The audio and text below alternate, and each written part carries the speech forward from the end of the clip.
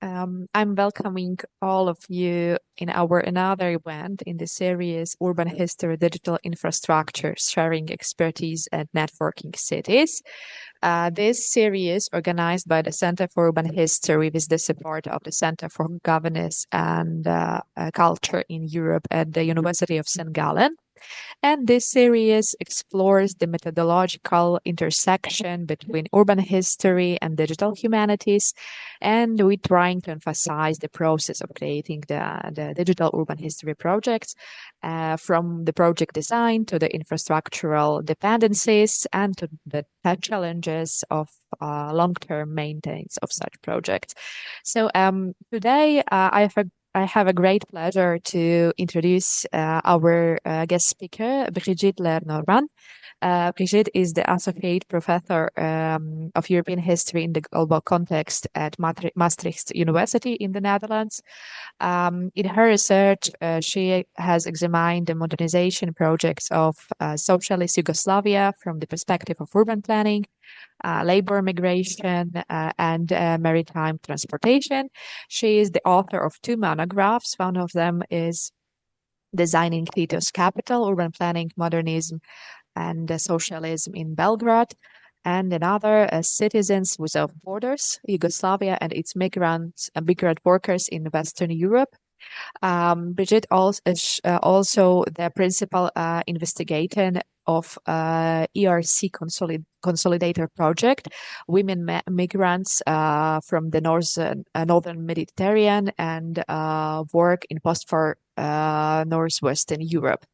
Today, Brigitte will talk about her another project where she was the lead of the team of researchers, and this project is Rijeka Fiume in Flux and mobile app. So I will give floor to you, Brigitte, and there is like 40 minutes of presentation, and then we have the QA session. So thank you. Thank you very much. It's a pleasure to be here. Thank you for the invitation to share this project, excuse me, with you. I'll start by maybe introducing you to the city that the app is about, which is the city of Rijeka. And then I will go into a little bit more detail about what I'm going to discuss in relation to the app.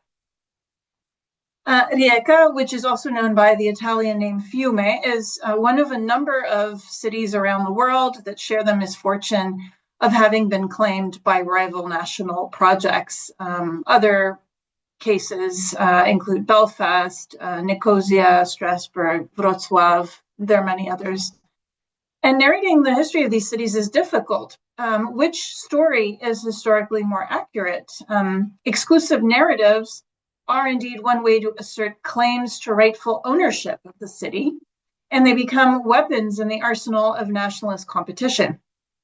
Alternatively, narrative can focus on conflict, acknowledging the existence of multiple communities, but also simultaneously, this promotes the idea of incompatible coexistence. Ultimately, every narrative tells a story, and in the process, excludes others.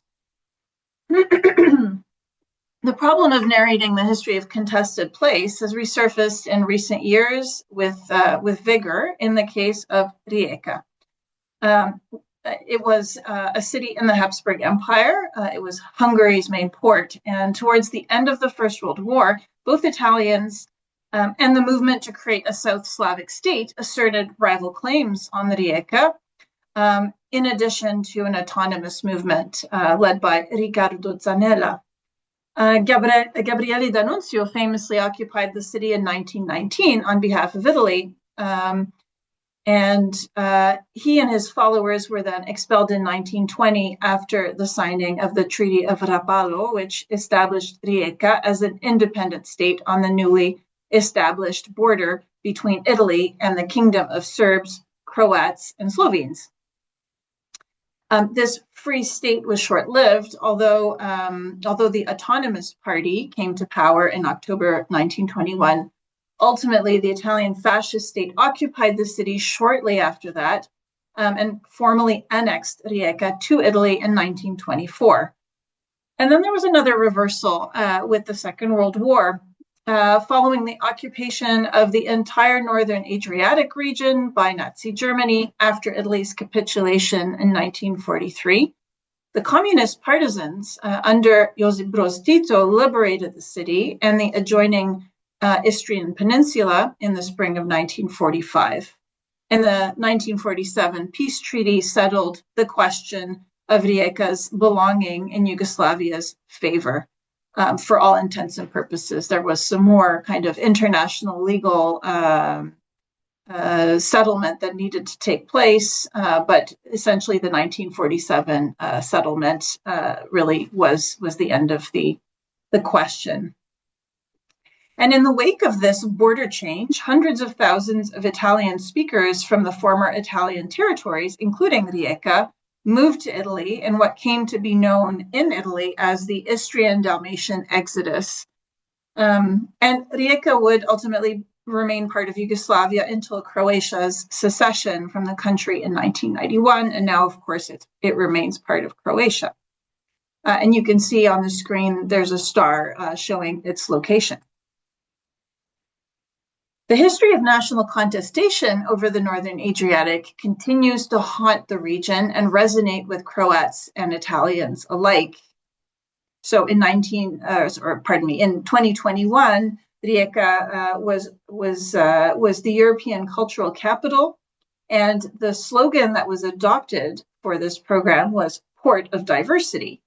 But the anniversary of Gabriele D'Annunzio's occupation of Rijeka, the 100th anniversary, triggered also a flurry of commemoration that was used in Italy to sort of make claims about the Italianness of Rijeka. In Italy, the rise of right-wing politicians who riff off irredentist discourse has resonated in some right-wing circles. And in parallel, the descendants of Italians who were forced or felt compelled to leave the city after the Second World War, they have formed virtual communities on social media sites and continue to celebrate the true Italianness of the city. And this nationalist discourse has in turn been met with resistance from Croats who assert the Croatianness of Rijeka. And so for my research team, it really kind of raised the question of, is it possible to disrupt these kinds of nationalist narratives, which define cities primarily through the lens of ethno-national identification, and in their place foster other less exclusionary kinds of narratives, such as stories that center the diverse and overlapping ethno-linguistic and religious communities that have called the city home, or to center other or focus on other cross-cutting themes such as gender or architectural innovation, and what kinds of tools can be used to harness, what kinds of tools can we harness to reach broad audiences in this endeavor? So mobile phone-based locative apps offer a different way of encountering the past than through the consumption of ready-made narratives.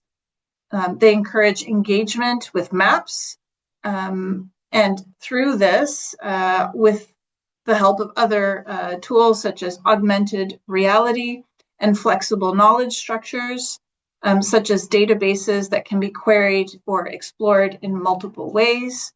They offer potentially a different way of encountering the past. Just a little bit about the project that financed this. I want to note that the development of this mobile phone app was actually only one pillar of a larger project that was really about historical research. And indeed, it was primarily conceived of as an outreach tool, a way of reaching audiences with the findings of the project. The project ran from 2018 to 2022. It was international, so brought together researchers from Canada and Europe and it was interdisciplinary because we indeed collaborated with a team based at the University of British Columbia, Okanagan, that specialized in developing maps, digital maps, and so bringing together a geographer and IT developers as well in this project, along with historians. And while the app was primarily or initially kind of conceived of as just an output at the end of the process of doing the historical research, it eventually developed its own momentum as a kind of research agenda. And the hypothesis that informed this was, can we use technology to change the way in which people engage with the past? And particularly this agenda of trying to disrupt entrenched national narratives and promote plurivocal or multivocal engagement. And yeah, indeed, the other aspect, which was there from the beginning, was to try to engage traditional audiences, but also new audiences in sort of appreciating and thinking about history through participatory mapping. And there was a kind of an agenda here to democratize thinking about the past. Not in a previous project, we had tried to actually use citizen science as a way to elicit materials and experiences from the public about the history of Rijeka. This was not the goal here, but rather the idea was to give people more freedom in encountering different types of materials about the past and empower them to sort of construct their own narratives based on this. So in the presentation, I'll first sort of very briefly talk about the theories that informed the project. I'll talk about the app design and the concept. I'll also talk about the experience of working with community partners. And then I'll look at user experience and finally reflect a little bit on the challenges and limitations and avenues of further inquiry. So in terms of the theoretical approach, it is really grounded in ideas about experiential learning as theorized by David Kolb, who posits that doing and feeling, which is like active experimentation and concrete experience, are important foundations for learning, but they are incomplete. They're incomplete unless they are also followed by watching and thinking. And so this is reflective observation and abstract conceptualization.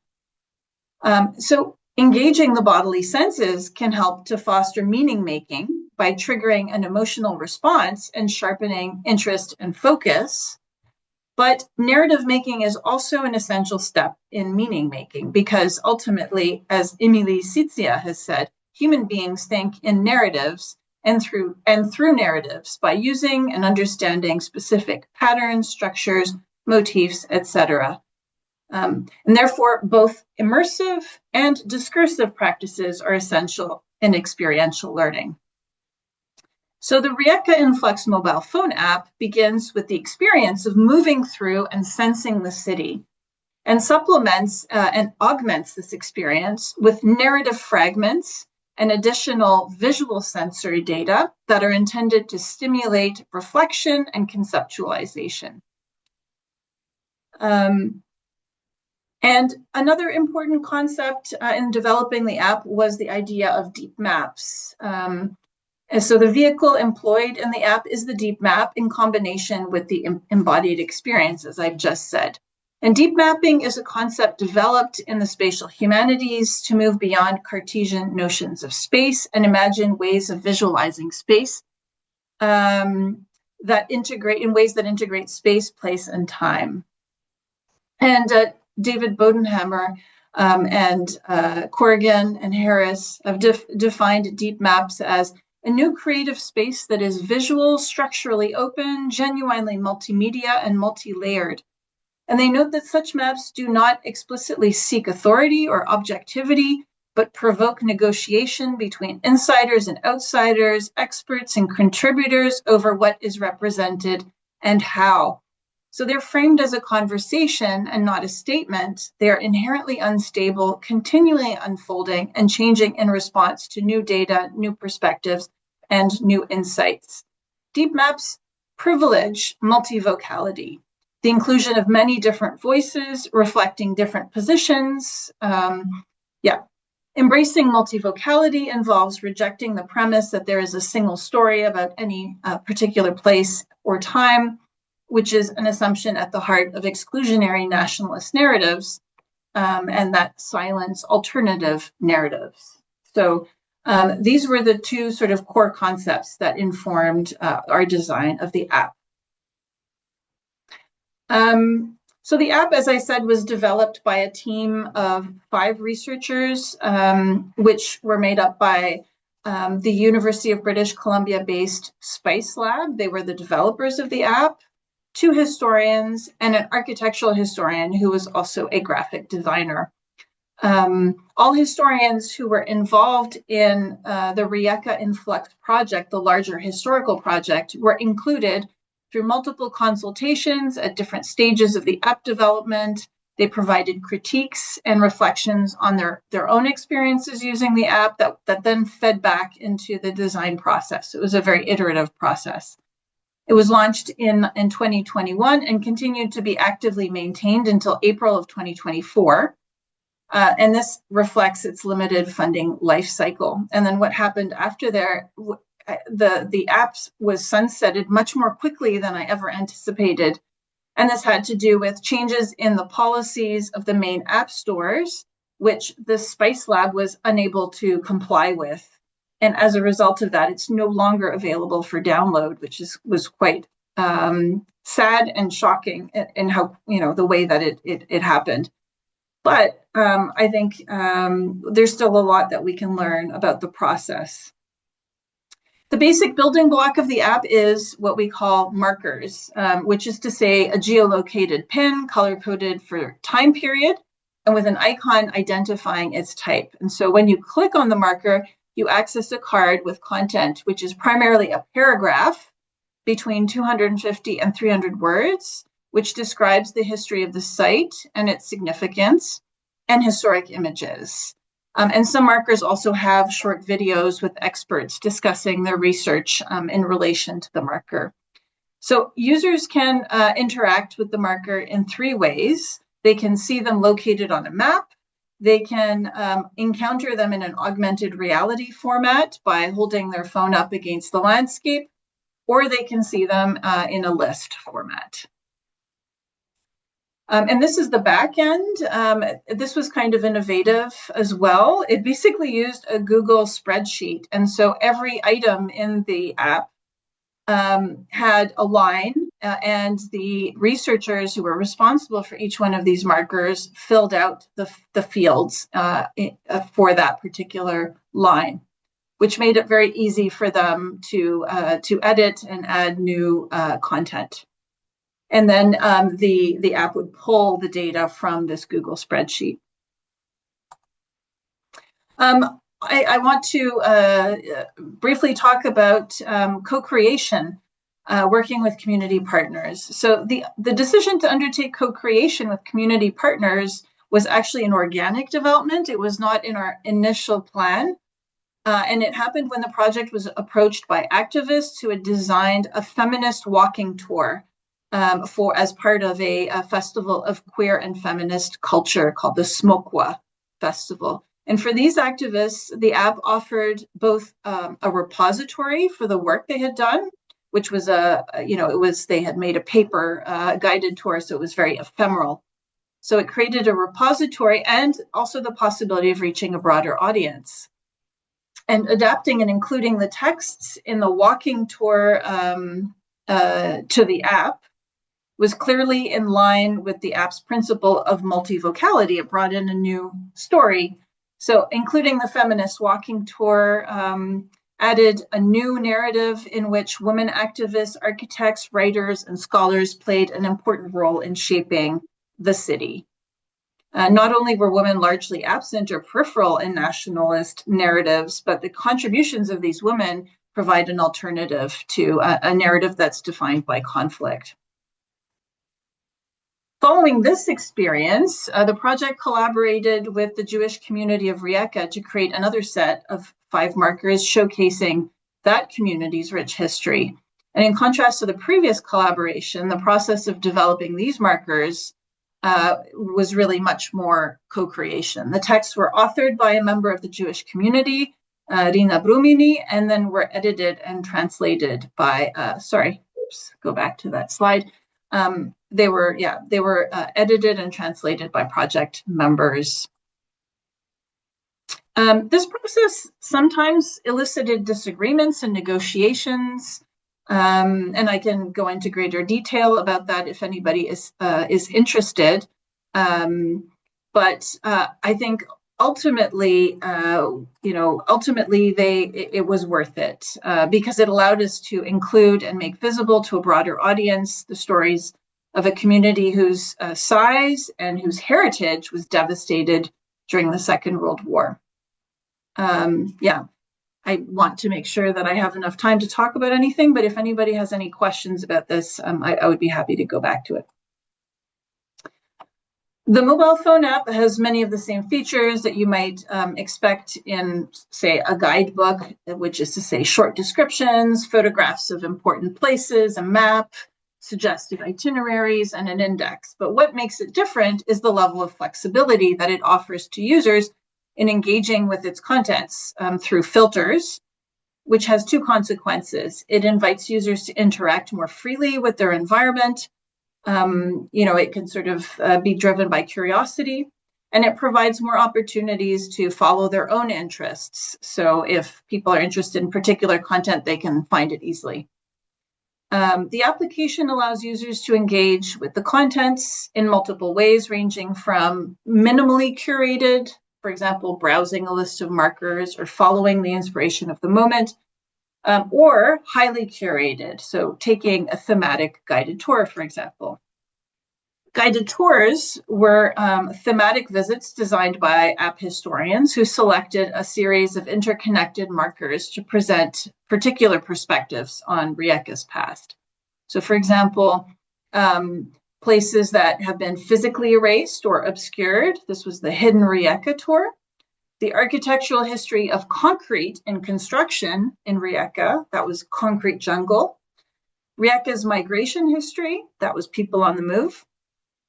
The contrast between Rijeka's past as a place of intermixing cultures and its transformation into a borderland. This was Blended City, Divided City. And the intention behind these tours and others is to give a starting point to app users who don't know where to start in exploring the city.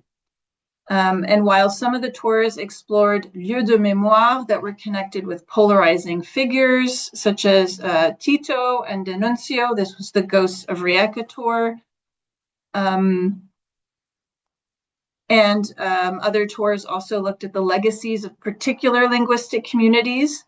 They did so without anchoring them in nationalist narratives. And these tours also help to make visible histories that are now difficult to perceive in the urban space. So Blended City, Divided City enables participants to realize that when they're walking along the Fiumara Canal, they're actually walking along the former border that separated 2 distinct municipalities in 2 different states. And the tour showcases sites that also speak to the interconnectedness of these 2 border spaces, conveying the tensions created by the spatial proximity and political rivalry. So this example highlights the potential of spatial thinking, which the app enables for generating new insights. Another tour focused on migration called People on the Move. And this one challenged mono-ethnic narratives of ownership or victimization by situating these stories in a broader context. So where the exodus of the Italian-speaking population is usually framed as an exceptional event, and within the Italian cultural space, it's seen as a key reference point for understanding the present, The tour presents this episode alongside other stories of migration associated with the city, of other groups, and from other periods. In this way, it invites participants to think about the exodus, as they call it, through the lens of migration rather than national history.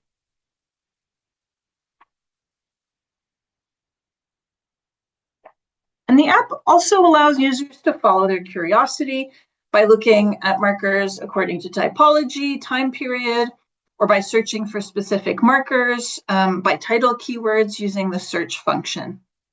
The typologies categorize the markers according to their use: industry, infrastructure, government, military, etc., etc. The time periods refer to different states that controlled the city at different times. And this allows users to filter the markers according to their interests, let's say the Second World War or the socialist era. And while it doesn't rely to the same extent on experiential learning, the search function meets another objective of the project, which is democratizing knowledge by allowing users to develop an understanding of the city's past that's articulated around their personal interests.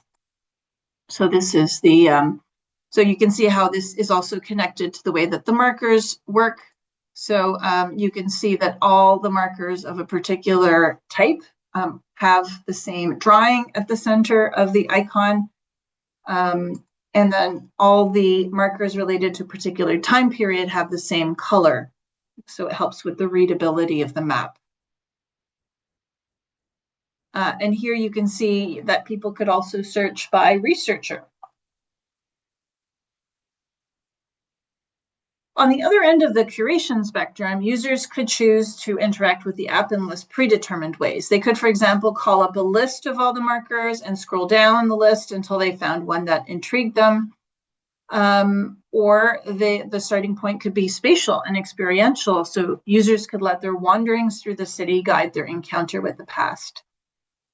While all modes of interacting with the app encouraged users to engage in experiential learning, the Near Me function explicitly encouraged users to draw on their spatial and embodied experience of the city to think about the past. By allowing walking to guide the encounter with the city, this particular modality encourages users to engage sensorially with their environment, responding to cues around them and making connections between the material and virtual cities, producing a hybrid space. The map and augmented reality functions both allow users to identify nearby markers and locate other markers in the vicinity that might interest them. And so their encounter with the past is determined by the interaction between their body, the environment, and the cues that are provided by the app. So we can imagine, for example, that a beautiful sunset might lead users to stay close to the shoreline, or conversely, to climb the stairs up to the Trsat Hill, which has a spectacular view overlooking the city. And that would influence the kinds of stories they would encounter. In the first case, by the shoreline, a story about a growing and bustling port city. And in the other, a less coherent story, maybe, that combined the history of the border, the development of industry in the 19th century, and the eclectic military and spiritual history of the hilltop village of Trsat.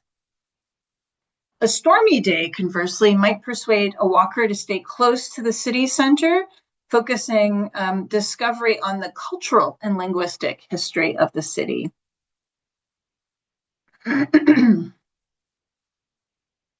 We can also imagine that the city itself might lead an explorer along a particular path, attracting them from the bustling pedestrian street Corso, under the iconic bell tower with its dramatic story of symbolic vandalism, to Kobler Square, and piquing their curiosity onwards through the alleys in the old city.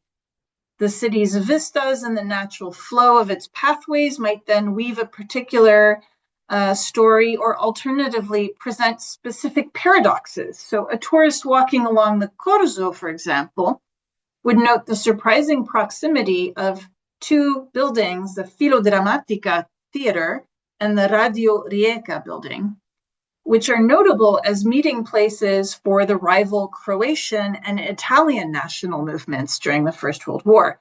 What does it mean? What does it tell us that such foes were gathering and making their plans in such close proximity on the main street? And a flaneur walking along the Fiumara, formerly that border between Italy and Yugoslavia, might be drawn first to the Homeland War Bridge, reflecting on the wars of the 1990s, and then to the Liberation Monument on the Delta, which was a partisan monument, and perhaps reflect both on the symbolic importance of the location as well as the clashing narratives about war and identity.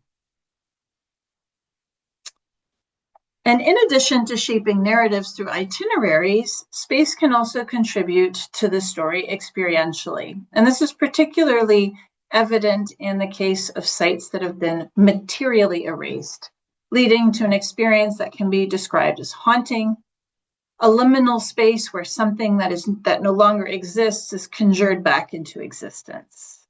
A stroller, for example, seeking out the old great synagogue will be struck by its disappearance.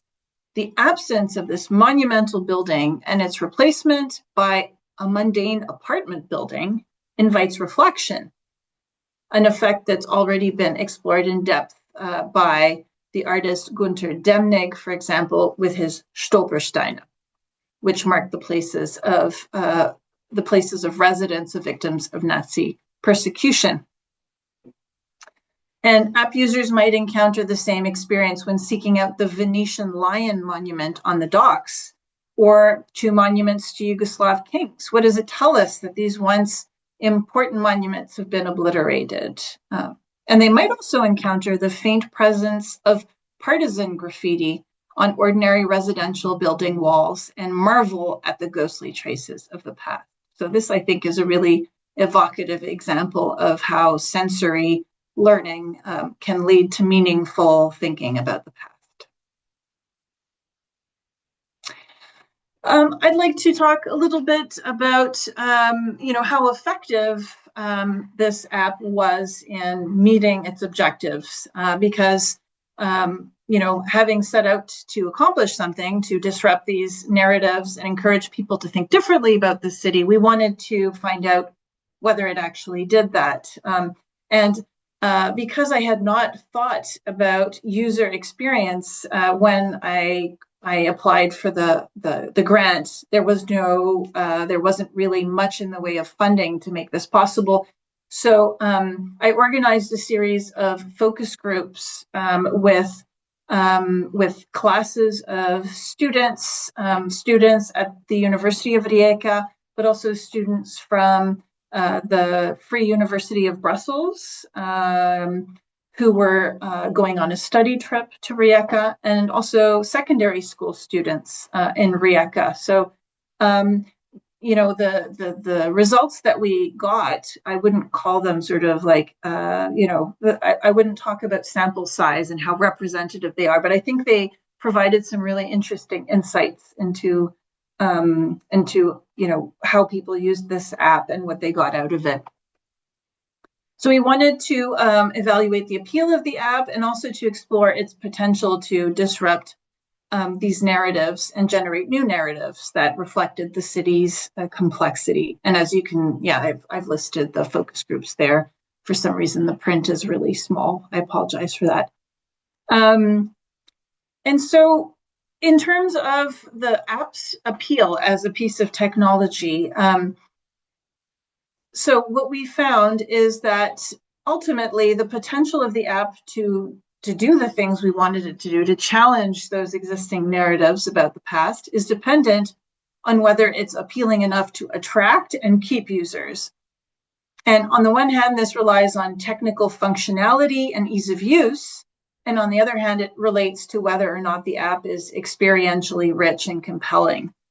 The focus groups revealed that one major challenge is the multiplicity of things that can lead to the malfunctioning of the app as a piece of technology, ranging from the complete incompatibility of a phone with the app or the malfunctioning of a specific aspect of the app on particular phones, such as images or geolocation.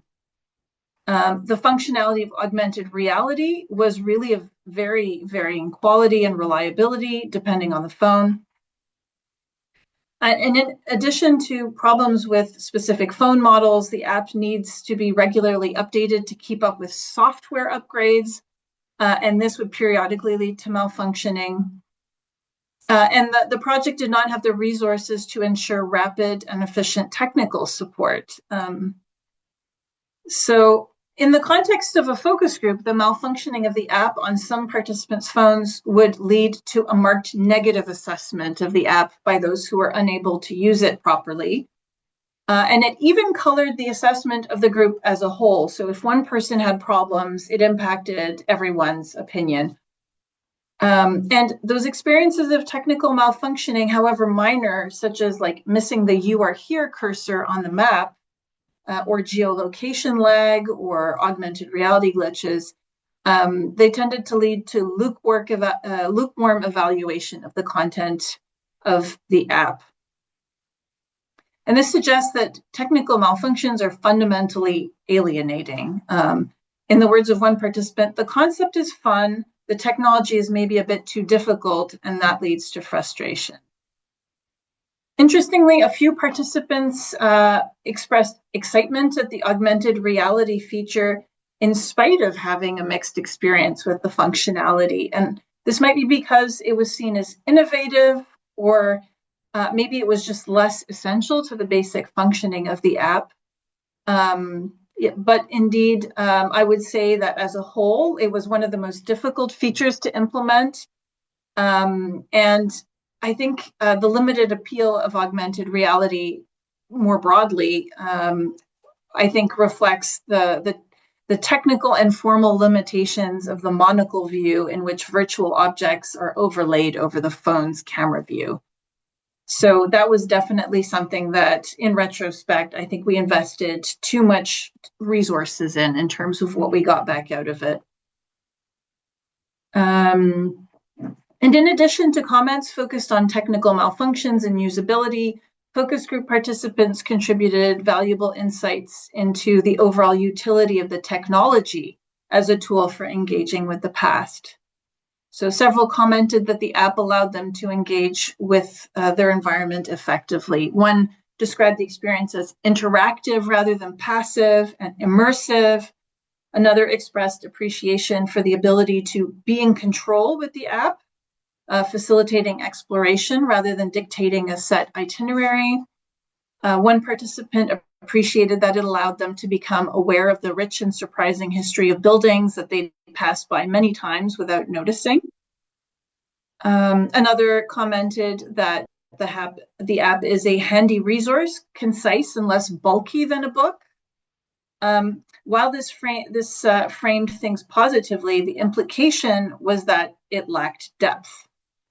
And driving home the point, the participant called the app a starting point. Anyone wanting to know more would have to turn to a book. It was also very interesting to look at high school students using the app because it revealed unexpected ways of engaging with it. Most notably, students would take screenshots of marker cards that they found interesting, even if the app already offered a simple way of saving a selection of favorite markers. And so this suggests that these users integrated the app into their existing habits of engaging with digital content. High school students seem to feel at ease in their interactions with the mobile phone app. And this is noteworthy because several noted that they have not read any history books. So a medium like the app may offer a more appealing way to learn about the past than paper-based media for certain audiences.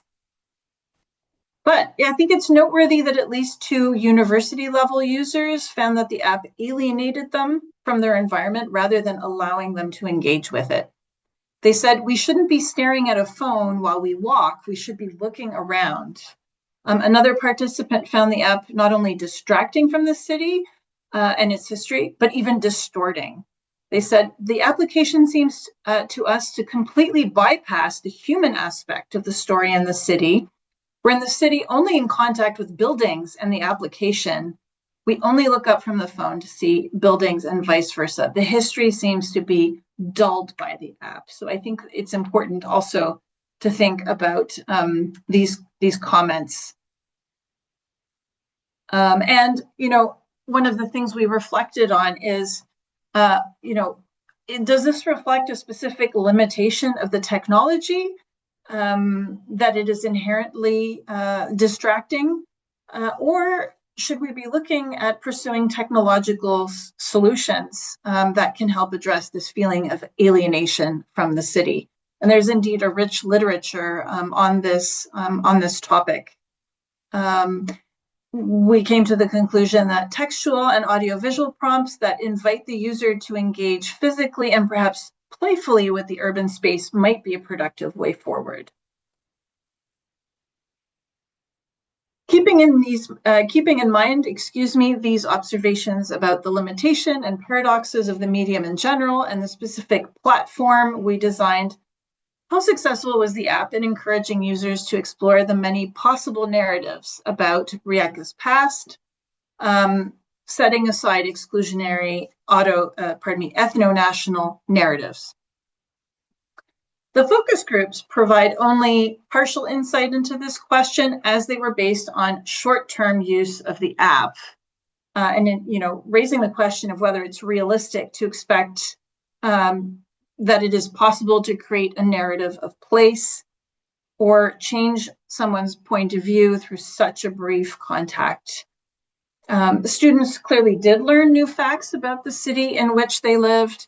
They were able to list places and stories that were new to them, such as the plaque commemorating Marisa Madieri, an Italian author who wrote a memoir about her childhood in Rijeka and her experience of being forced to leave. But learning new facts about the city did not necessarily translate into adopting new ways of seeing the city as a whole. For one, students who were at the University of Rijeka already tended to view it as a multicultural city.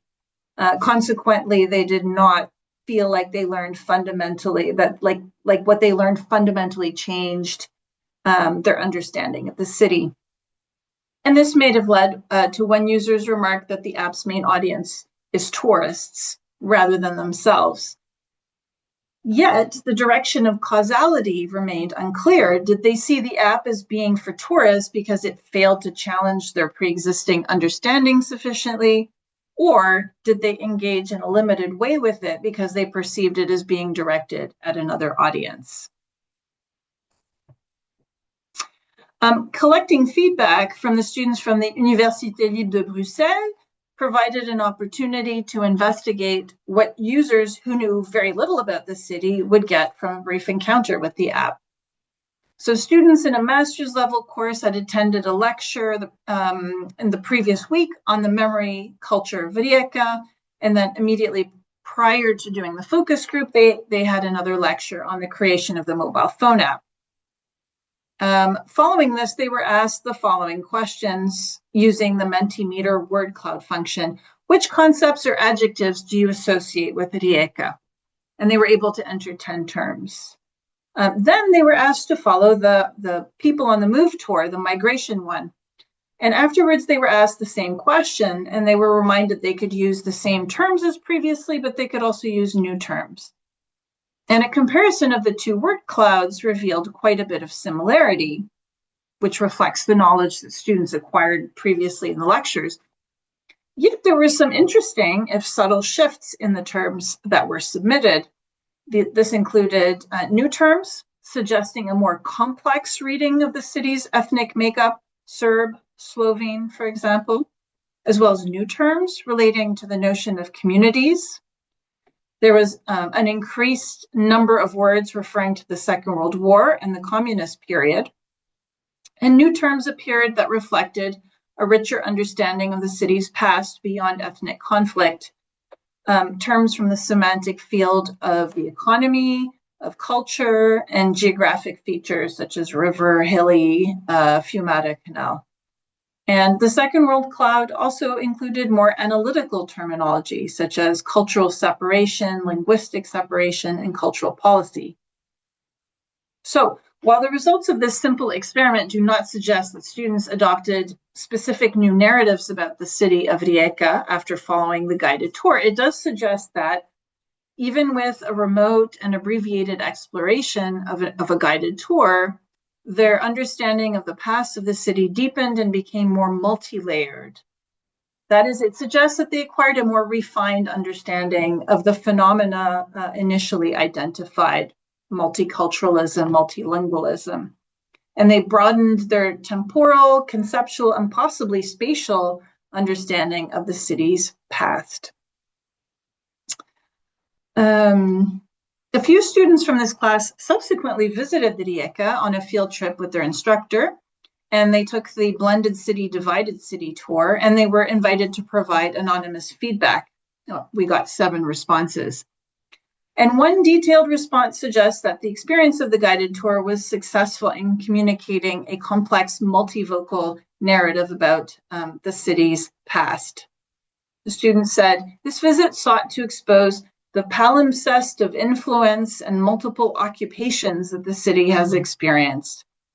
A pluralist but sometimes sensitive story where facets of the city seek to diminish or even erase a previous facet. The statue of King Alexander I of Yugoslavia is a good example. Italian destruction, Yugoslav disinterest, part of the city's multiple history is found in this statue." And while this is only one response, this testimonial suggests that the app indeed has the capacity to stimulate the exploration of new narratives through experiential knowledge, which is one of its key objectives. The user noted the multiple overlapping layers of history in a single place. They also commented on the process of placemaking, in which the traces of a community or a regime's identity is either willfully erased or is eroded by time and neglect. And they made the connection between these processes and the turbulent past of the city, changing hands on multiple occasions. Thus, it would seem that using the app enabled the student to understand these processes more concretely and deeply.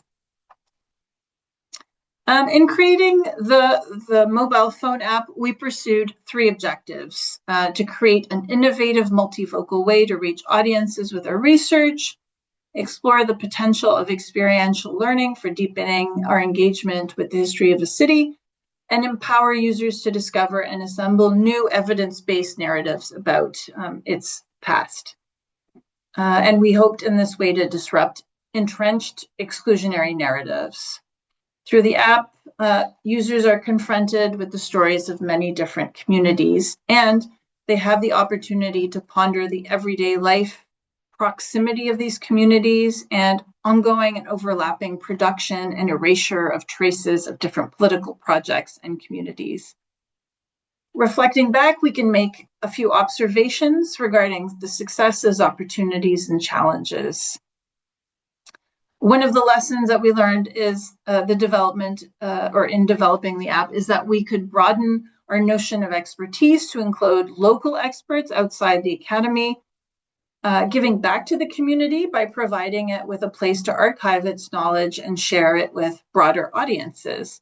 And this indeed advances our aim of democratizing the production of knowledge.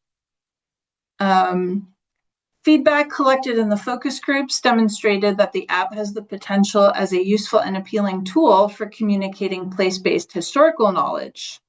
Users appreciated the interactive quality of the app and its convenience, and they felt that it enhanced their ability to understand the city by revealing aspects of the past that were no longer visible. And they were intrigued by the augmented reality feature, although this was largely an appreciation for its potential.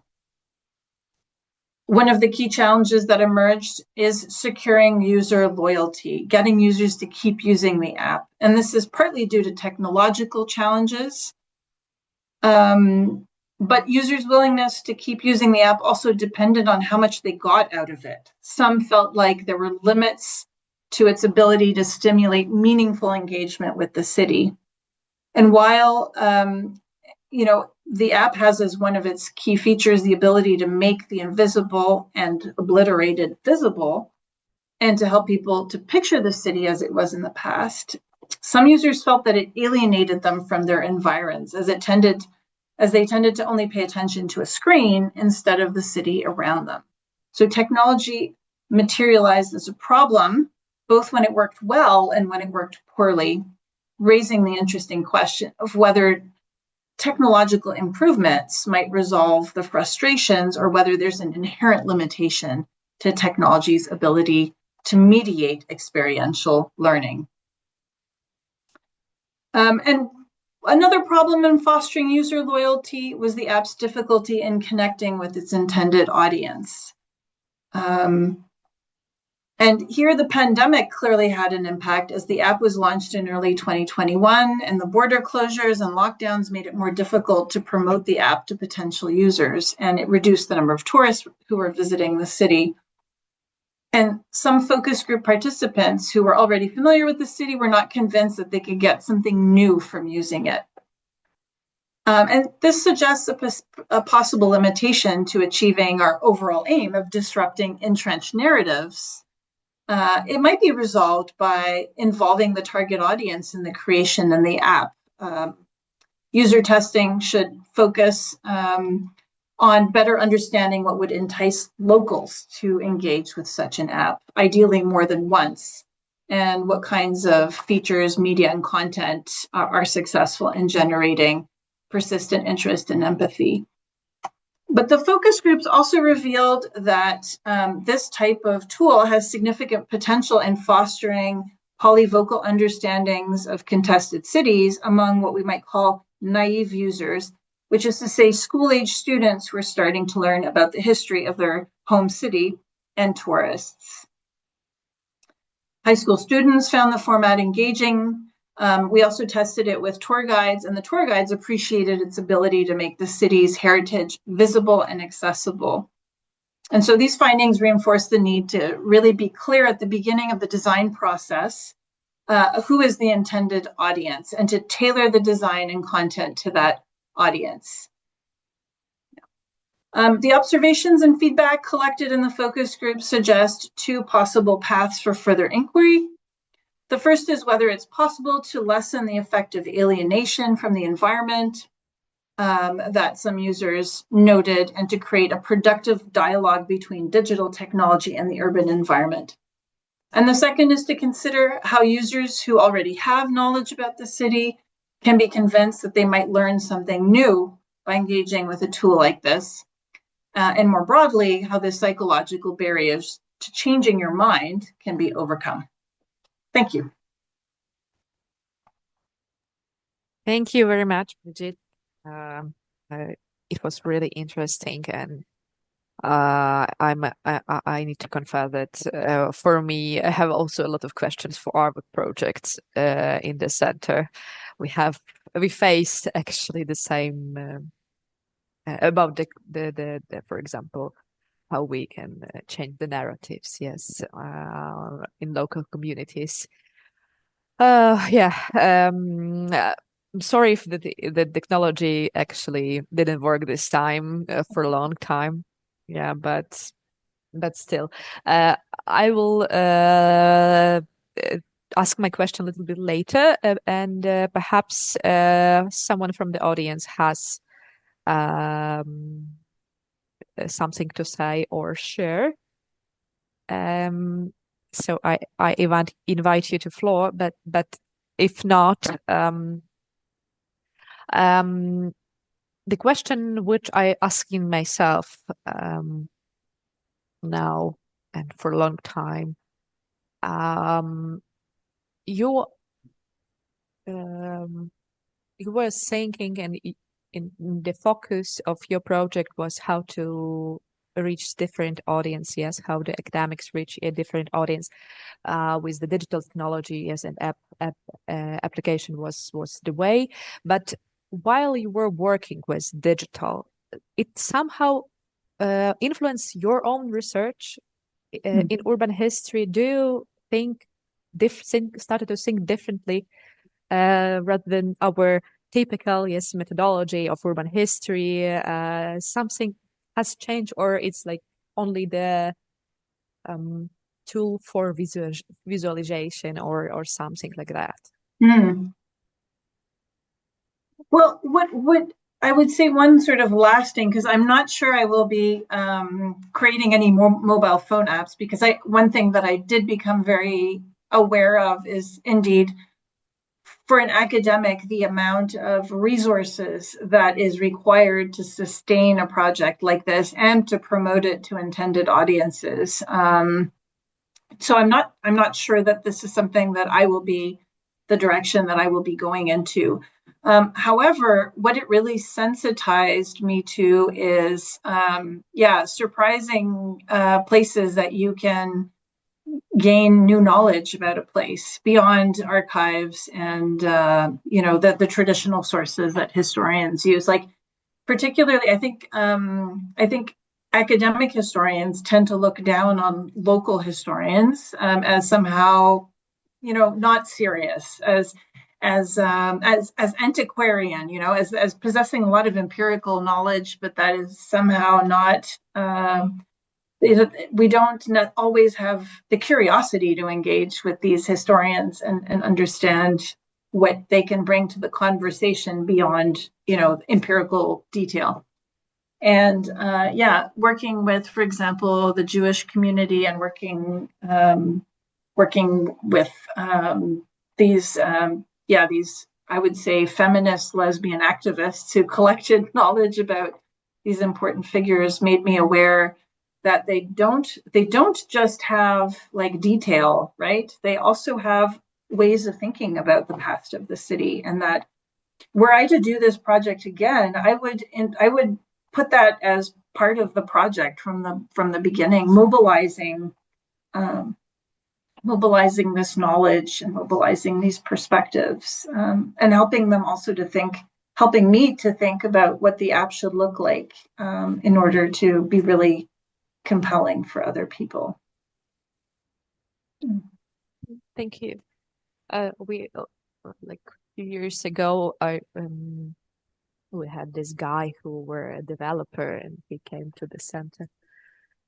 We have this big project with Interactive, and he tried to convince us that the app will be the perfect choice for you and implement like addition to your project, but we didn't listen to him. So yeah, because it puts too much effort and actually does not worth it. Yeah, Mm. I actually I use some apps, similar apps in Hamburg. I guess it was our colleagues from. I think there is the group of researcher in Exeter in the UK who worked on this common app templates, and the one was from Hamburg. But it's really like one-time media. That I'm a tourist. I'm trying to find something information, this information, but Yeah, but the next I will delete it. Yes, I will yeah, move yeah. further. Yes, so it's like unfortunately, mm, I I have no answer how to make people stay yes at your apps. Yeah, One, yeah, and yeah. This is interesting. If I can just briefly respond to this, because in the aftermath of the end of the sunsetting of the app, we my collaborators at the University of British Columbia created a map version, which unfortunately, again, due to lack of resourcing, is not being maintained well enough from my perspective. There's like if you try and access it right now, there's all kinds of things that are missing from it, so it's not working properly. But then the next thing that we've done is we've been looking into funding to turn it into a real legacy media, a book, right? And we somehow have the feeling that once it turns into a book, locals might actually be interested in using it. So I think this is a really strange and interesting thing to think about, in terms of like, yeah, different about this is somehow a more kind of flexible, cutting edge technology, but it's not necessarily the preferred medium that people are going to be drawn to engage with the past. Mm-hmm. I also thinking about the yes, you need to legalize yourself in this community, yes, by the research. And your team, they were outlanders, yes, or there were It people was a from mix. It was a mix. mix. Yeah, there were definitely a lot of people based in Rijeka who Mm-hmm. worked on the app, and there were also people outside who worked on it.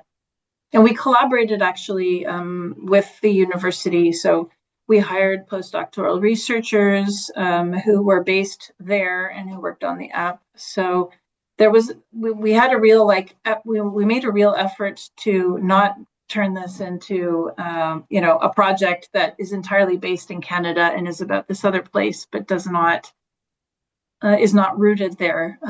But again, I would say one important lesson that I learned is we should have really given more thought to the whole marketing part of the, marketing the app, partnering with local stakeholders. So the tourist office, for example, expressed some interest, but yeah, we really pursued it at the end of the process instead of building them in and having them really be invested in the success of the project. And so that really contributed to very, I would say, yeah, limited exposure, limited, ability to find new users. Yeah. I was thinking about we have different position because we are in the city, yes, and our institution has 20 years old, yes, and we have some, I guess, renommee here already, and but still, from my own experience, you need just to go and face to face talk with Yeah, people, yeah. and this and the digital won't be your medium here, unfortunately. It doesn't work actually like that. Mm-hmm. They still need this face to face conversation actually, and then they perhaps will be convinced to use your media, Mm-hmm. yes, afterwards. We tried, we have this community of tour guides actually, and it works. It's for really it works Yeah, in when we are talking about the changing of narratives, because we are trying to be experts, but trying not to be rude experts, yes. To hear them also from because they go and share this knowledge, yes. And yes, it's good to be friends with these people. They will the yeah, next. no, definitely, definitely. I thought some of the most interesting conversations I had about the app and sort of the most promising in terms of its local uptake was with tour guides who act as a kind of mediator, right? They work it into their practices, their existing business, basically. And they see the value. So they act as a bridge between, those of us who created the app and the people who are going to be exposed to its content. So that was actually also very interesting and unexpected. It wasn't something that we anticipated from the start. And for them, it's useful because instead of having to carry around a book or an iPad with all these images that they then, we've kind of organized the materials for them in a way that makes it easy for them to access and probably also stimulates them, brings together images that they didn't necessarily already have, right? So thinking about, yeah, in some sense, you don't, it's not just about creating a technology. It's almost like what's the word I'm thinking of, where it's part human, part machine. It's this collaboration between these two elements that makes the thing actually work in practice. Android? No. Yeah, is it maybe Android? Yeah, when you're half machine, half human. That's kind of an Android solution. Yeah. Yeah. I have one question. You mentioned that the part of the materials you transferred to the Rijeka Fiume GeoLife, yes, web page. Um, there is like your older map and the current map, yes, from the app. And I was wondering because it's like one of the we didn't make this decision yet. One the things which we are talking right now and think about in the center about the system of keywords. You have this if in your crowdsourcing part of map you have this system of keywords, and I was wondering whether you created your own vocabulary or Mm, you used this how it calls I don't kind of remember. a pull Uh, down menu of keywords yeah, where we, you have this use of thesaurus already existing thesaurus somewhere. yeah, yeah.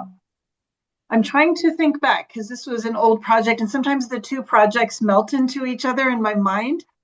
My sense was that we actually had a debate about this, what we wanted to do. And I remember our developer was really pushing us to use standardized keywords because for filtering purposes, it's more useful, right? Because otherwise, as soon as you get variations in spelling, suddenly you can't make things you can't group things in ways that make it useful if you're crowdsourcing knowledge. Um, but I remember us historians also pushing for the ability of people to suggest new keywords, right? This kind of notion that we can't anticipate everything that might come out. And indeed, the keywords that people suggest are, they also tell us something, right? That we can learn from the keywords in terms of like what they think is significant, or what frame they use to look at a particular site or a particular narrative, right? Yeah, I don't remember what the outcome was. I'd have to go back and I have published something on it though. There might be there might be something in there on that topic. So let me know, and I'm happy to send you the publication. Thank you, great. Now I'm thinking about this AI technology right, thing Yeah, that I mean, people will be lazy and the machine will give the for example is the set of items of keywords and but you will lose this sense mm, human sense. Yeah, it's another indeed. conversation. Very painful conversation. I mean, so here's something that might be interesting as well. One of the people who sort of collaborated on the project in a more informal way is a computational linguist. And he was really interested in the potential of AI to for enhancing the app, for enriching the app. We didn't ultimately really pursue this, but the idea being that you know he from the very this is like really at the very early days of AI. He was saying, you can use AI, you can use an algorithm to, if a person looks at a marker and finds this marker interesting, then the AI could suggest other things that the person could look at, whether that was other markers that are somehow related to that interest or other, websites that somehow relate to this interest. So for this colleague, Benedict Perak, AI actually offered ways of enhancing what, it wasn't sort of like a rival or, some kind of deterioration, but that it could somehow be leveraged into stimulating people's engagement, right? By connecting them to things that we couldn't even anticipate they might be interested in, or that we don't have the capacity to put into the app. So I thought that was interesting. We didn't ultimately do anything with it, but yeah, it's another way to see things.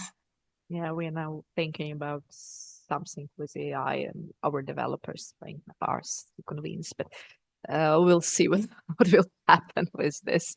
Perhaps we'll be really modest on the subject. But anyway, uh, do we have some questions? Yes, Ola. Hi, thank you for your presentation, and I'm sorry, I'm going to have a very banal question. Maybe you mentioned it, but I missed it. So, has there been like any specific discussion in your project about not adopting any web version of your project? Mm.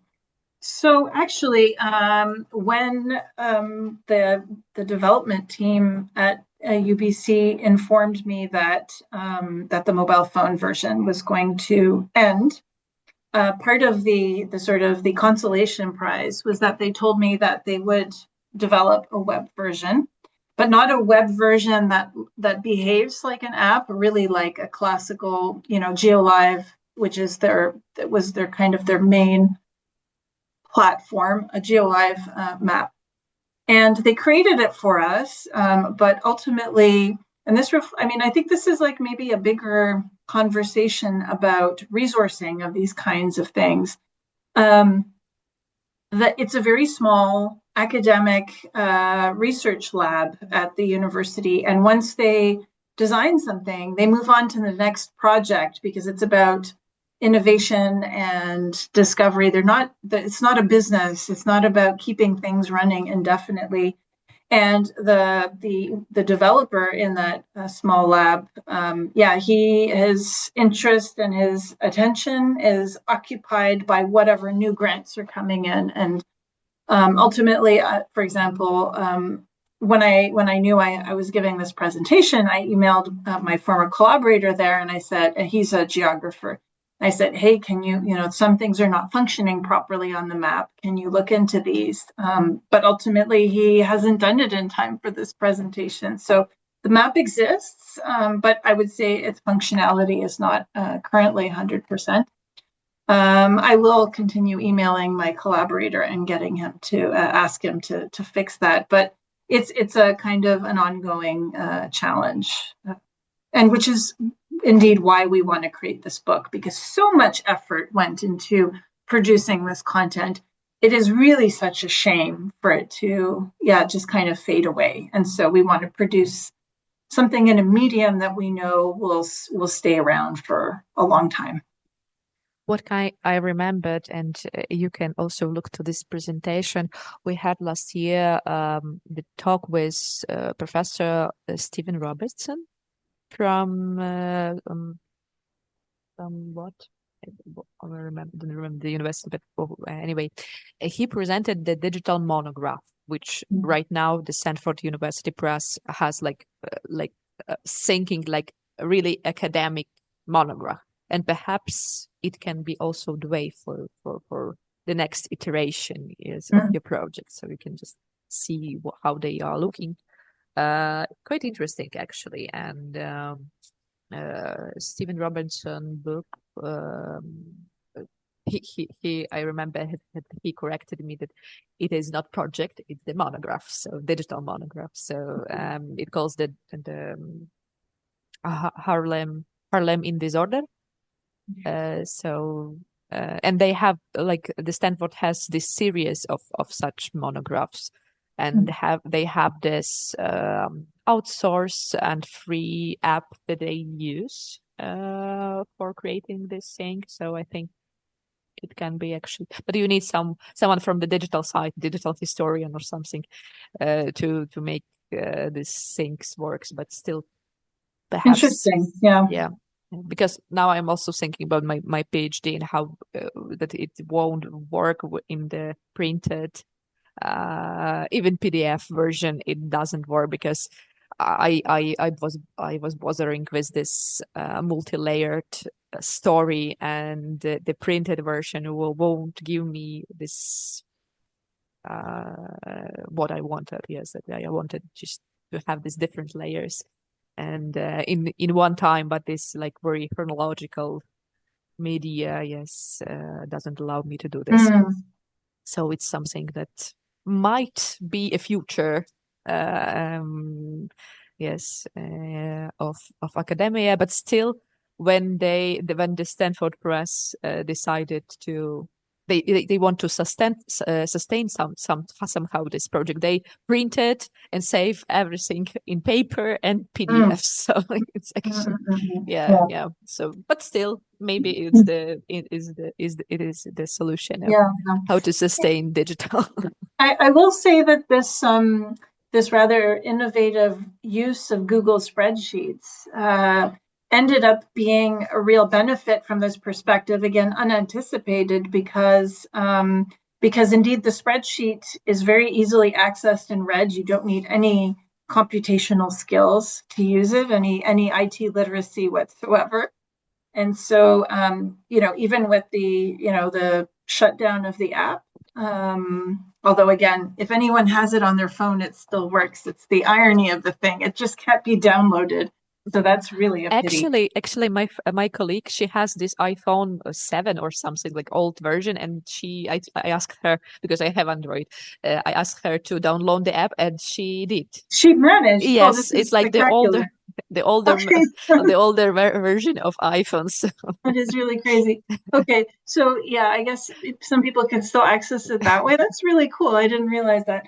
But then the spreadsheet still exists as well, and it'll be really easy to take the material from there and transfer it into some other format, which is nice. But yeah, indeed, the modality of print versus the flexibility that was the very reason for adopting this app or creating this app will require some translation, and that there's a loss that happens there. Yeah. Thank you. Perhaps we have some more questions. If not, I thank you a lot that you joined this meeting and shared your experience. And yeah, we have a lot of questions. The same questions actually. Yes, how to sustain all these things and what we are doing, which we put a lot of efforts. Yes, I guess the digital takes much more effort than printed version of our time actually. But what is the benefits of it? It's rhetorical one. We're still working that out. Yeah. So I was really pleased to see you and to hear you. Our next events perhaps will be in May. So we have this little bit of break with the series, but I will share you the already cut version for YouTube, and you can share it with people who have the same questions which we have. So thank you very much. It was a great pleasure to see you. Thank you. Yeah, I really appreciated the opportunity. Thank you very much to everyone who came to listen. Thank you. Bye.